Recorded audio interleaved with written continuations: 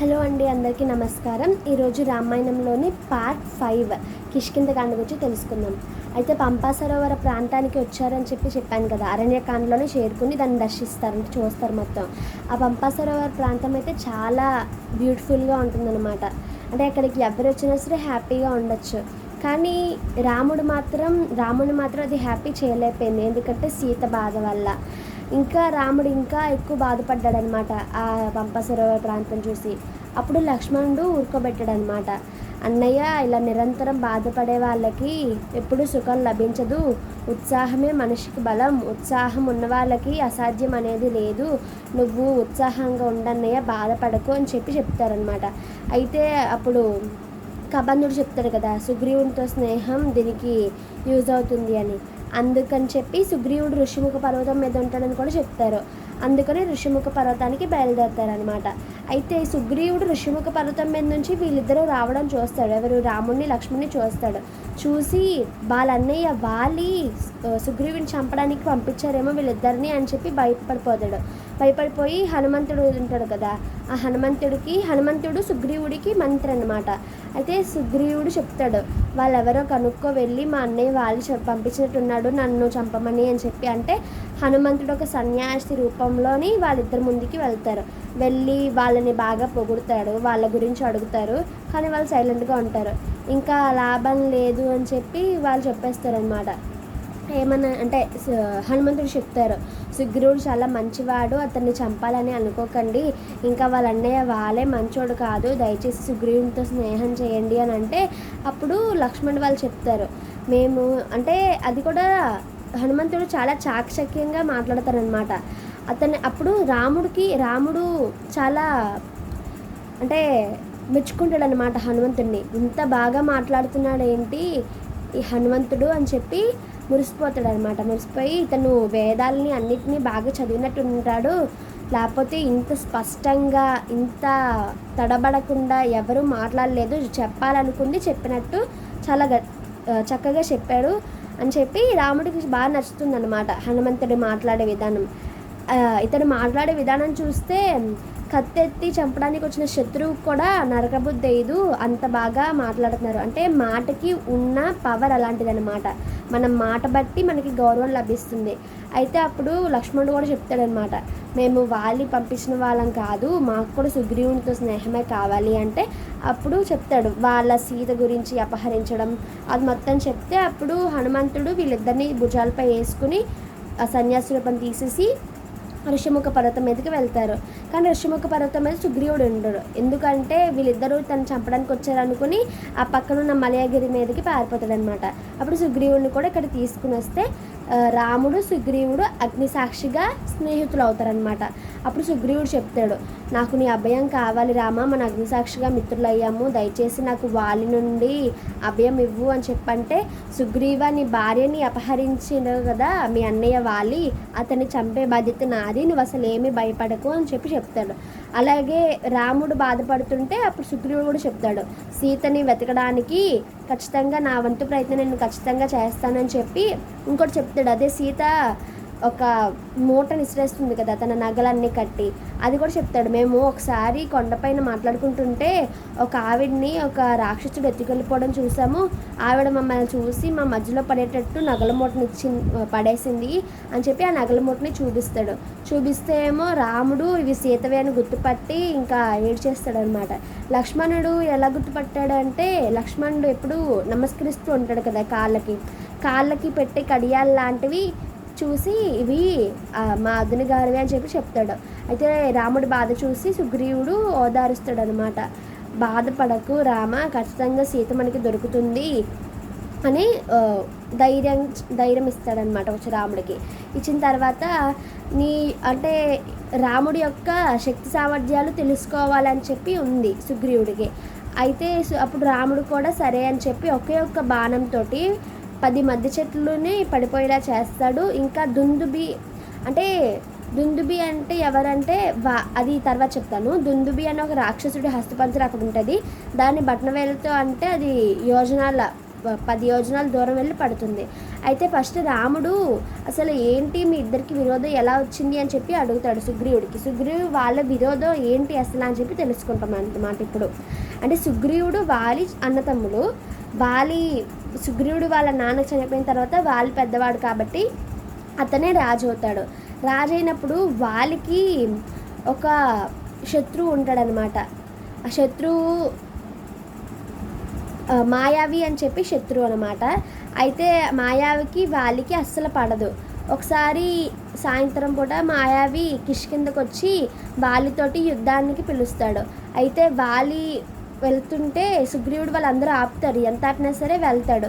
అయితే వీళ్ళందరూ సుగ్రీవుడు వానర సైని వీళ్ళందరూ వెళ్తే ఇంకా చేసేదే లేక ఆ మాయావేమో పరుగులు తీస్తాడనమాట.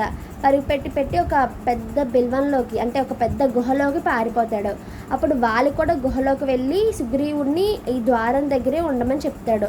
అలా వాళ్ళు వెళ్ళి సంవత్సర కాలం గడుస్తుంది, కానీ బయటకు ఎవ్వరూ రారు. ఇంకా సుగ్రీవుడు మనసులో భయంగా ఉంటాడనమాట. అదే సమయంలోని రక్తం వస్తుంది గుహలో నుంచి బయటికి. ఇంకా వాళ్ళ అన్నయ్యది రాక్షసుడివి, ఇద్దరివి అని కూడా అరుపులు వినిపిస్తాయి. అయితే సుగ్రీవుడు ఏమనుకున్నాడంటే రాక్షసుడు వీళ్ళన్నయ్యని చంపేశాడేమో అని చెప్పి అనుకుని మరి రాక్షసుడు బయటికి రాకూడదు కదా, అందుకని ఒక పెద్ద రాయి తీసుకుని ఆ బిల్లు ద్వారాన్ని మూసేసి మళ్ళీ తన రాజ్యానికి వచ్చి జరిగింది మొత్తం చెప్తాడు. ఇలా వాలి చనిపోయాడు, రక్తం బయటకు వచ్చింది, అరుపులు కూడా వినిపించాయి అని చెప్తే బలవంతంగా రాజుని చేస్తారు. ఎవరిని? సుగ్రీవున్నే బలవంతంగా రాజు చేస్తారు ఇష్టం లేకపోయినా. కానీ కొంతకాలం తర్వాత వాలి ఎలాగోలా బయటపడి సుగ్రీవుడు రాజు అవడం చూసి కావాలని తనని లోపల బంధించాడు రాజ్యం కోసం అని చెప్పి చాలా కోప్పడిపోయి వాళ్ళ పిల్లలు ఉంటారు కదా, సుగ్రీవుడు పిల్లలేమో జైల్లో పెట్టేసి వాళ్ళ ఆవిడ రుమనేమో తను తీసేసుకుని అపహరించి సుగ్రీవుడిని చంపదామని చూస్తాడు. అయితే భూమి మొత్తం తిరుగుతాడు సుగ్రీవుడు, ఎక్కడ అతనికి సేఫ్ ప్లేస్ కనిపించదు. మరి ఋషిముఖ పర్వతం మీద ఎలా ఉంటున్నారంటే ఋషిముఖ పర్వతం మీదకి వాలి రాలేడు. ఎందుకు అంటే ఒకసారి ఒక రాక్షసుడు దుందుబి అనే రాక్షసుడిని చంపి ఇసిరినప్పుడు ఆ ఋషిముఖ పర్వతం మీద ఒక మహర్షి ఉంటారు. ఆ మహర్షి ఆశ్రమం మీద రక్తం చుక్కలు పడతాయి అన్నమాట. అందుకని ఆ మహర్షి శపిస్తాడు వాలిని, నువ్వు ఋషిముఖ పర్వతం మీదకి అడుగు పెట్టలేవు అని. అందుకనే సుగ్రీవుడు ఋషిముఖ పర్వతం మీద నివసిస్తూ ఉంటాడనమాట. ఎందుకు? తన ప్రాణాన్ని రక్షించుకోవడం కోసం. అయితే సరే అని చెప్పి ఇంకా లేట్ చేయకూడదు అని చెప్పి పిలమని చెప్తాడనమాట. యుద్ధానికి వాలిని అని చెప్పంటే సుగ్రీవుడు పిలుస్తాడు, వాలి కూడా వస్తాడు. వాళ్ళిద్దరూ కొట్టుకుంటారు. అయితే వాళ్ళిద్దరూ ఒకే పోలికలతో ఉండడం వల్ల రాముడికి ఎవరు సుగ్రీవుడు ఎవరు వాళ్ళో తెలియదు. ఏదైనా మనం పని చేసినప్పుడు క్లారిటీగా చేయాలి కదా. ఒకవేళ పోనీ ఎవరో ఒకళ్ళని చెప్పి వేస్తే మనకు సుగ్రీవుడికి తగిలితే అలా అవ్వకూడదు కదా. అందుకని మరి ఏమి చేయడనమాట. సుగ్రీవుడు చూస్తాడు కానీ ఏం చేయరు, దెబ్బలు తినేస్తాడు. ఇంకా చేసేదే లేక ఋషిముఖ పర్వతం మీదకి పారిపోతాడు. అప్పుడు వాలి పారిపోయావో పిరికి పన్నా అని చెప్పి తను కూడా వాళ్ళ దానికి వెళ్ళిపోతాడు. అప్పుడు సుగ్రీవుడు చాలా బాధపడతాడు అనమాట. రామ, నేను నమ్మినందుకు నాకు ఇదే నా ప్రాప్తి, నాకు జరిగిన ప్రాప్తి ఇదేనా అని చెప్పి అడుగుతాడు. అడిగినప్పుడు అప్పుడు చెప్తాడనమాట, ఎందుకు అసలు తనకి హెల్ప్ చేయలేదంటే మీ ఇద్దరు ఒకే పోలికలతో ఉన్నారు, ఎవరిని చంపను నేను, అందుకనే అని చెప్పి లక్ష్మణుడికి ఒక మాల తెమ్మంటారు. ఆ మాలని సుగ్రీవుడి మెడలో వేస్తారు. అప్పుడు సుగ్రీవుడు మళ్ళీ పిలుస్తాడు వాలిని యుద్ధానికి, ఇప్పుడు పిలువు అంటే మళ్ళీ పిలుస్తాడు సుగ్రీవుడు. అయితే వాలి వెళ్తుంటే వాడి ఆవిడ ఎవరు తార అడ్డుపడుతుంది. ఇప్పుడే తన్నులు తిని వచ్చిన వాడు మళ్ళీ పిలుస్తున్నాడంటే ఏదో ఒక ఉపాయంతో వచ్చుంటాడు. ఇంకా అతనికి రాముడు వాళ్ళ సపోర్ట్ కూడా ఉంది, వెళ్ళొద్దు అన్న సరే వాలి ఒప్పుకోడనమాట, వెళ్తాడు. వెళ్ళినప్పుడు వాళ్ళిద్దరూ కొట్టుకుంటారు. ఇంకా సుగ్రీవుడు శ్రీరాముడి వైపుకి అలా చూస్తాడనమాట. చూస్తే సుగ్రీవుడి మనసులో ఏముందో అర్థమయ్యి తన బాణంతో వాళ్ళ మీదకి బాణం విసురుతాడు. విసిరితే అది సర్పం అనమాట. సర్పంలో ఎలాంటి విషం ఉంటుందో అలాంటి విషయం ఆ బాణంలో ఉంటుంది. అది తగిలి స్పృహ కోల్పోతాడు. ఫస్ట్ పడిపోయి స్పృహ కోల్పోయిన తర్వాత కొంతసేపటికి స్పృహ వచ్చిన తర్వాత అప్పుడు చెప్తాడనమాట, శ్రీరామ, అసలు నేను నీకు ఏ అపరాధం చేశాను, ఎప్పుడూ మీ రాజ్యం మీద కూడా నేను రాలేదు, అని చెప్పి, ఒకవేళ నువ్వు సీత కోసం సుగ్రీవుడికి సపోర్ట్ చేసినట్టే నువ్వు ఫస్ట్ నా దగ్గరికి రావాల్సింది, నువ్వు వచ్చిన మొదటి రోజే సీతని తీసుకొచ్చి నీ ముందు పెట్టేవాడిని అంటే అప్పుడు శ్రీరాముడు చెప్తాడనమాట, నాకు నా యొక్క దానికోసం నా సంతోషం కోసమే కాదు, నాకు ఎవరు ధర్మంగా ఉంటారో వాళ్ళతోనే నేను స్నేహం చేస్తాను, నువ్వు నీ తమ్ముడి భార్యని అపహరించావు, అది అధర్మమైన పని, అందుకనే నేను శిక్షించాను, అయినా దొంగగా అంటే మీరు మనుషులు కాదు కదా, వానరులు కదా వాళ్ళు, కాబట్టి వానరులకి యుద్ధ నీతులు అవేమీ రావన్నమాట, వాళ్ళు వానరుల్ని మన సైడ్ నుంచి కూడా చంపచ్చు అనమాట, యుద్ధంలో తెలియకుండా దొంగ దెబ్బ కూడా తీయచ్చు వానరుల్ని, అందుకని ఏం పర్లేదు అని చెప్పంటే అప్పుడు వాలి తను చేసిన తప్పుని తెలుసుకుంటాడనమాట. తెలుసుకొని సుగ్రీవుడికి క్షమాపణ చెప్తాడు. చెప్పి తన మెడలోని వాళ్ళ మెడలోనే ఒక మాల ఉంటుందన్నమాట, సువర్ణమాల, దానికి చాలా శక్తులు ఉంటాయి, కానీ అది వాళ్ళు బతుకున్నప్పుడే సుగ్రీవుడు మెడలోకి వెళ్తే అప్పుడు సుగ్రీవుడికి శక్తులు వస్తాయి, లేకపోతే ఆ మాల కూడా శక్తి పోతుందన్నమాట. అందుకని వాళ్ళు చెప్తాడు, నేను ఉన్నప్పుడే ఈ మాలని వేసేసుకో అంటే వేసుకుంటాడు సుగ్రీవుడు. వేసుకున్న తర్వాత కొంతసేపుకి చనిపోతాడు.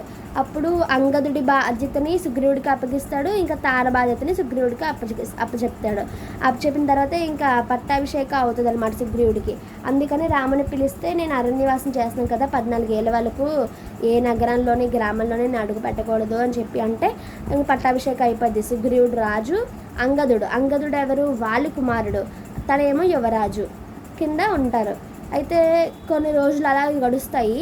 అయితే రాముడు ఇంకా అలా బాధపడుతూ ఉంటాడు సీత కోసం. ఒక పక్క లక్ష్మణుడికి చాలా కోపం వచ్చేస్తుంది అనమాట, మా అన్నయ్య వల్ల రాజు అయ్యాడు సుగ్రీవుడు, కానీ మా వదిన గారి కోసం అసలు ఏ ప్రయత్నం చేయట్లేదని చాలా కోపపడిపోయి సుగ్రీవుడు అంతఃపురంలోకి వస్తాడనమాట. రాగానే అతడు చాలా మండిపోతున్నాడు, ఎవరైనా అతని ముందు వస్తే ఇంక వాళ్ళ పని అయిపోయినట్టుగా ఉన్నాడనమాట. అంటే సపోజ్ మన డాడీ ఎవరైనా కోపంగా ఉన్నారనుకో, మనం వాళ్ళ దగ్గరికి వెళ్ళి మాట్లాడడానికి మనం చాలా భయపడిపోతాం. అలాగే లక్ష్మణుడు దగ్గరికి కూడా ఎవరు రావడానికి భయపడిపోయారు అనమాట. సుగ్రీవుడు అయితే ఇంకా భయపడిపోయాడు.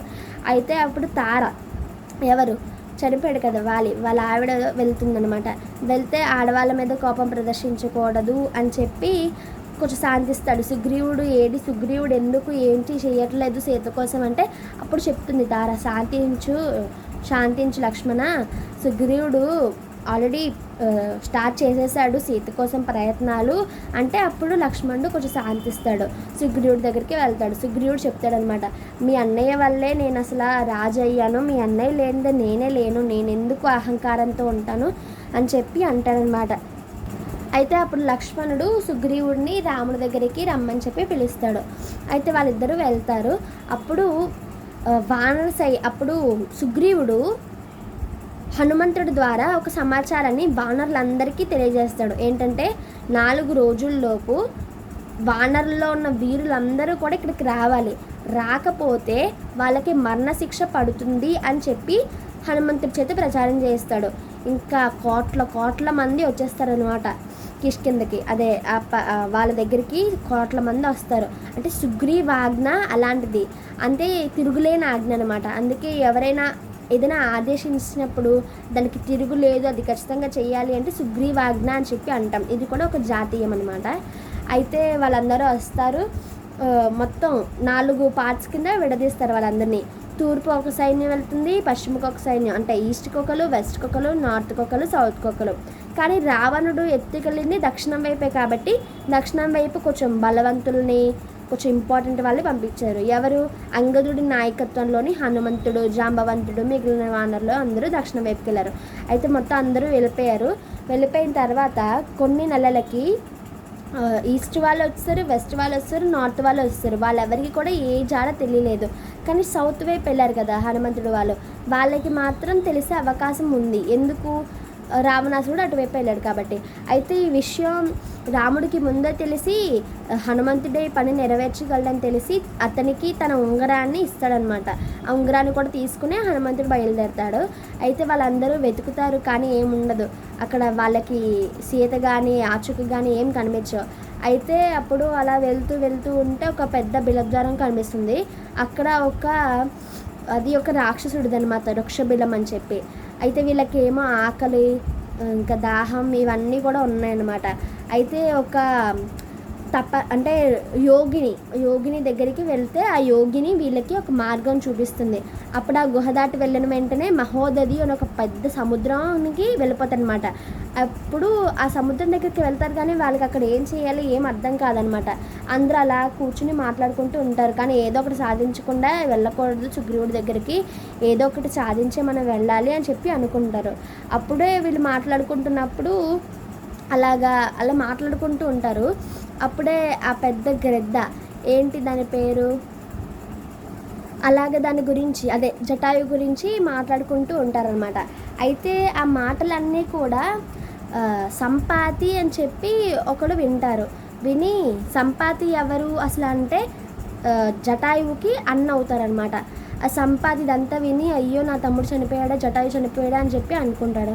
అయితే వీళ్ళు అడుగుతున్నారు కదా సీత గురించి, అందుకని తన దివ్య దృష్టితోనే చూసి మొత్తం సీత ఎక్కడుంది, ఏ పరిస్థితిలో ఉంది, ఎలా వెళ్ళాలి మొత్తం అన్నీ చెప్తాడు.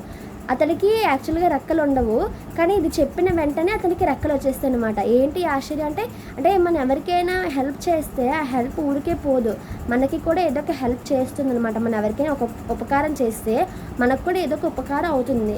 అందుకనే అతనికి సంపాతికి రెక్కలు వచ్చేసి అతను ఎగిరిపోతాడు. అయితే ఈ సముద్రాన్ని దాటాలి, ఎవరు దాటగలరు అని చెప్పి అందరూ ఉంటారు. హనుమంతుడికి తెలుసు కదా, హనుమంతుడికి తన శక్తులు ఎవరో ఒకరు చెప్తే కానీ తెలియదు. హనుమంతుడు కూడా అలా కూర్చుంటాడు.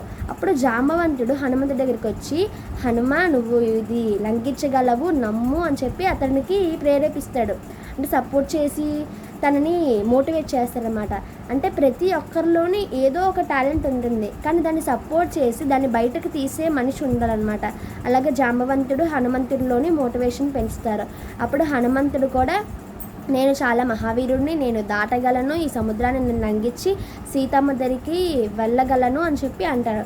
అయితే సముద్రాన్ని లంఘించాలంటే ఫస్ట్ నేల మీద ఇలాగా తన్ని అప్పుడు కదా ఎగురుతారు, కానీ ఆ నేల భరించలేదు ఇతని శక్తిని అని ఒక మహేంద్రగిరి అని చెప్పి ఒక పర్వతం మీదకి ఎక్కిపోతారనమాట. దీంతో కిష్కింధకాండ ఎండ్ అయిపోతుంది. తర్వాత భాగంలోని సుందరకాండతో మళ్ళీ కలుద్దాం. జై శ్రీరామ్.